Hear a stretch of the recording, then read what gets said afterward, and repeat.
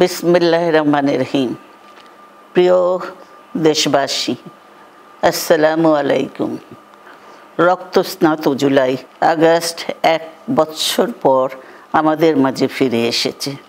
দীর্ঘ 16 বছর ফ্যাসিস্টদের নির্মম অত্যাচার, নির্যাতন, গ্রেফতার, হত্যা, খুনের মাধ্যমে গণতন্ত্রকে ধ্বংস করে এবং এক দলীয় শাসন ব্যবস্থা চিরস্থায়ী করতে চেয়েছিল আওয়ামী শাসক গোষ্ঠী।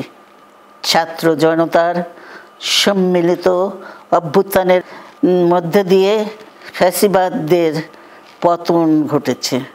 এই আন্দোলনে যারা শহীদ হয়েছেন তাদের জানাচ্ছি আন্তরিক শ্রদ্ধা, আহতদের সমবেদনা। তাদের এই আত্মত্যাগ জাতি চিরকাল মনে রাখবে। গুম, খুন, বিচার বহির্ভূত হত্যার শিকার যারা হয়েছেন তাদের তালিকা প্রস্তুত করতে হবে।